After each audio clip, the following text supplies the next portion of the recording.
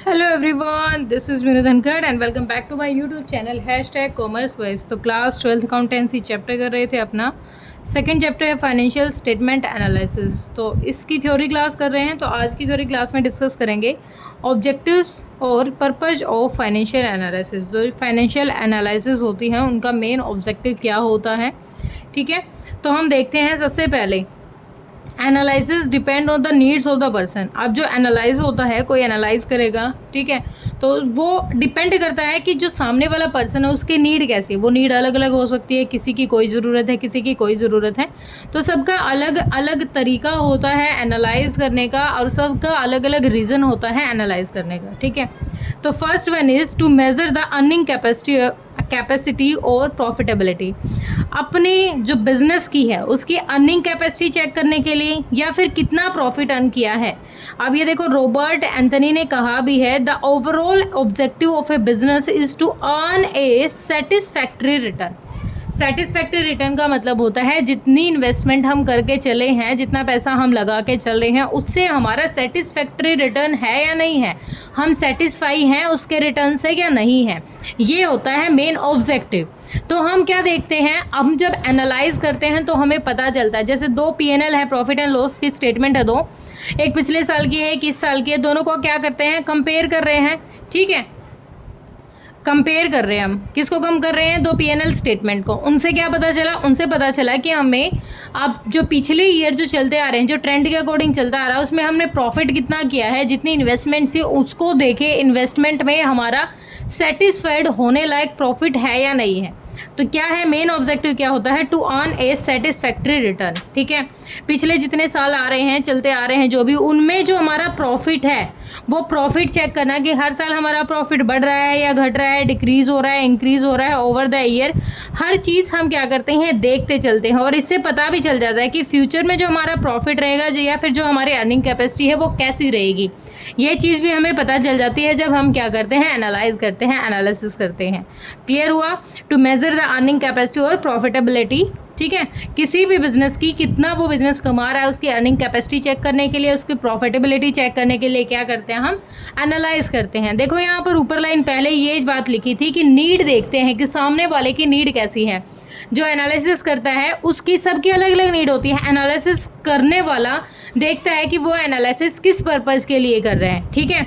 Second है to measure the सोल्वेंसी। सोल्वेंसी मतलब वो जो पर्सन है, जो भी पर्सन है जो एनालिसिस कर रहा है, ठीक है, वो क्या करेगा, सोल्वेंसी चेक करेगा। सोल्वेंसी मतलब जो हमारी लॉन्ग टर्म डेट है या शॉर्ट टर्म डेट है उनको इजीली हम कवर कर पा रहे हैं या नहीं कर पा रहे हैं। जैसे हम अगर मैं बात करूं तो लिक्विडिटी रेशियो क्या होता है, करंट रेशियो और क्विक रेशियो। लिक्विडिटी रेशियो बताता है कि जो हमारी जो शॉर्ट टर्म की लायबिलिटीज़ होती हैं, उन शॉर्ट टर्म की लायबिलिटीज़ को हम टाइम टू टाइम पूरा कर पा रहे हैं या नहीं कर पा रहे हैं। जो लिक्विडिटी रेशियो है इसी से पता चलेगा कि जो शॉर्ट टर्म की लायबिलिटीज़ है वो हम टाइम टू टाइम पे कर रहे हैं या नहीं कर रहे हैं। और जो डेट इक्विटी रेशियो है, वो बताता है कि हम अपनी जो लॉन्ग टर्म की लायबिलिटीज़ हैं उनको अच्छे से पे ऑफ कर रहे हैं या नहीं कर रहे हैं। देखो, अगर कोई भी पर्सन अगर अपनी लायबिलिटीज़ जितनी है उनको टाइम टू टाइम कवर कर रहा है, टाइम टू टाइम उनको पे कर रहा है, तो वो सोल्वेंस पर्सन है। लेकिन अगर कोई टाइम से अपनी डेट को कवर नहीं कर पा रहा तो वो कैसा पर्सन है, वो इंसॉल्वेंट पर्सन है, ठीक है। वो एक इंसॉल्वेंट है क्योंकि वो प्रॉफिट जब डेट ही कवर नहीं कर पाया तो प्रॉफिट का तो मतलब ही नहीं है, ठीक है। लायबिलिटीज़ कवर नहीं कर पाए अपनी, तो शॉर्ट टर्म लायबिलिटीज़ हमारी कवर करते हैं और चेक करते हैं लिक्विडिटी रेशियो से, और जो लॉन्ग टर्म हमारी लायबिलिटी चेक करते हैं हम डेट इक्विटी रेशियो से। थर्ड है हमारा to measure the financial strength. Financial strength मतलब हमारी जो स्ट्रेंथ है फाइनेंशियल की, फाइनेंस जो हमारा बिजनेस है उसकी स्ट्रेंथ कैसी है। स्ट्रेंथ कैसी, अगर हम इंटरनल स्ट्रेंथ देखें अपने बिजनेस की या एक्सटर्नल स्ट्रेंथ देखें, तो दो क्वेश्चन दिए हुए हैं, मैं क्वेश्चन की फॉर्म है ये, कि अगर हमें अपनी इंटरनल स्ट्रेंथ चेक करनी है तो हम देखते हैं कि अगर हमें कोई नई मशीनरी या कोई नया इक्विपमेंट खरीदना है, उसके लिए हमारे पास इंटरनल रिसोर्स काफ़ी है या नहीं है। मतलब हमारे पास बिजनेस में इंटरनली इतना पैसा है कि हम कोई भी मशीनरी कोई भी इक्विपमेंट खरीद रहे हैं तो क्या है, हमें इंटरनली स्ट्रेंथ हमारी बहुत अच्छी है, हम बहुत ज़्यादा स्ट्रॉन्ग, हमारी फाइनेंशियल कंडीशन बेस्ट है। एक तो क्वेश्चन है ये कि हम क्या है, हमारी फाइनेंशियल इंटरनल अच्छी है या नहीं है, ये चेक करने के लिए। क्योंकि देखो, अगर आप मशीनरी खरीदने जा रहे हो और आपके पास पैसा नहीं है, एक मशीनरी खरीदने के लिए भी आपको बाहर से पैसा उठाना पड़ता है, तो आप ये कह सकते हो कि आपकी जो स्ट्रेंथ है वो इतनी अच्छी नहीं है, ठीक है। और अगर आपके पास मशीनरी खरीदने के लिए पैसा है, इनफ आपके पास पैसा है, तो आपकी जो स्ट्रेंथ है, फाइनेंशियल स्ट्रेंथ, वो बहुत अच्छी है। ये तो बात थी इंटरनल स्ट्रेंथ की। अगर हम एक्सटर्नल स्ट्रेंथ की बात करें तो जो हमारी करंट की रेपुटेशन है, करंट की रेपुटेशन, देखो अपनी रेपुटेशन को बनाए रखना, ये तो हर बिजनेसमैन का पहला मेन मोटिव ही क्या होता है कि अपनी जो रेपुटेशन है वो बनाए रखे, ठीक है। अपनी रेपुटेशन बनाए रखने के लिए उसको टाइम टू टाइम बाहर की जो डेट्स होती हैं उनको कवर करना पड़ता है, जो लायबिलिटीज़ होती हैं लॉन्ग टर्म या शॉर्ट टर्म, उनको कवर करना पड़ेगा, ठीक है। अगर वो बाहर से पैसा उठा रहा है और उसको अच्छे से पैसा मिल रहा है तो उसकी रेपुटेशन क्या है, बहुत अच्छी है। अगर वो बाहर से पैसा उठाता है और उसको पैसा नहीं मिल रहा तो कहीं ना कहीं उसकी जो एक्सटर्नल स्ट्रेंथ है वो वीक है। वो अगर कहीं से पैसा उठा रहा है एक्सटर्नल सोर्स से, ठीक है, और उसको वो पैसा मिल रहा है तो उसकी रेपुटेशन अच्छी है। और अगर वो पैसा उठा रहा है, रेज कर रहा है और उसको नहीं मिल रहा है लोन के फॉर्म में, फंड किसी भी फॉर्म में, ठीक है, तो उसकी जो फाइनेंशियल कंडीशन है वो अच्छी नहीं है, ठीक है। To make comparative study with other firm, comparative study. अब देखो कंपेरेटिव स्टडी किसकी करेंगे हम, कंपेरेटिव स्टडी करेंगे जो अलग अलग जो फर्म है वो कंपेरेटिव स्टडी करेंगे। किसके बारे में कंपेरेटिव स्टडी करेंगे, जैसे वो प्रॉफिट की कंपेयर कर सकते हैं कि जो एक जैसे बिजनेसमैन है, एक जैसा बिजनेस है, सेम ट्रेड है, वो देखते हैं कि सेम ट्रेड थी, दो अलग अलग बिजनेस का एग्जांपल लेके चलते हैं हम, विद इन द ईयर की एग्जांपल लेके चलेंगे कि दो अलग अलग बिजनेस है, दो अलग अलग बिजनेस में स्टार्टिंग में दोनों ने 10 लाख रुपए लगाया था और सेम टाइप का बिजनेस है, ठीक है। जैसे कपड़े का बिजनेस ही लगा लो, तो एक जो बिजनेस है उसने कितना प्रॉफिट कमाया और दूसरा जो बिजनेस है उसने कितना प्रॉफिट कमाया, ठीक है। ये होती है कंपैरेटिव स्टडी। तो ये भी डिपेंड करता है कि पर्सन की नीड कैसे है, वो कंपैरेटिव स्टडी करना चाहता है या नहीं करना चाहता। जैसे हम सेल्स भी देख सकते हैं, कंपेयर के एक्सपेंसेस देख सकते हैं, प्रॉफिटेबिलिटी देख सकते हैं, लेकिन किसके साथ देखेंगे, जो सेम ट्रेड का बिजनेस है, सॉरी जो सेम नेचर का बिजनेस है, उस बिजनेस के साथ ही हम क्या करेंगे, कंपेयर करेंगे।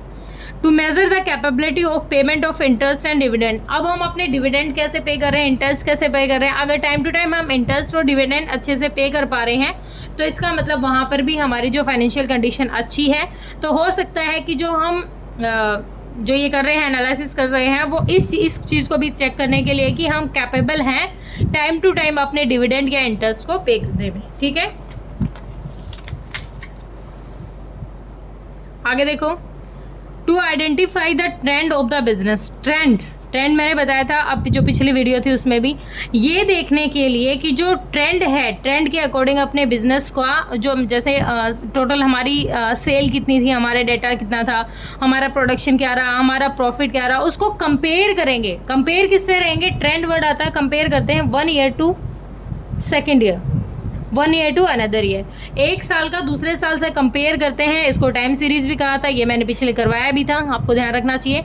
इसको हम कंपेयर करते हैं 2 और more years of A firm.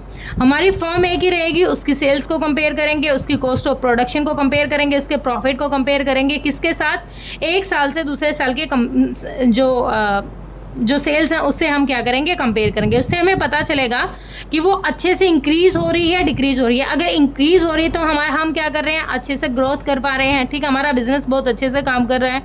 और अगर वो प्रोग्रेस नहीं कर रही है तो कहीं ना कहीं हमारी जो वीकनेस है वो भी हमें पता चलेगी और उसके लेके आगे एफर्ट भी दिए जा सकते हैं, ठीक है। होप क्लियर हुआ होगा।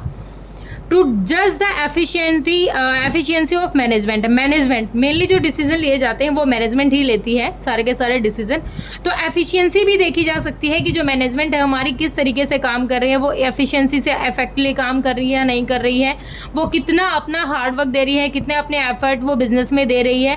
अगर कहीं पर वीक है तो कहीं ना कहीं वो रीज़न हमारा मैनेजमेंट का हो सकता है, तो वो भी हमें पता चल जाएगा कि मैनेजमेंट की कमी है या फिर हमारी किस तरीके की कमी आ रही है, वो भी हमें पता चल जाएगा।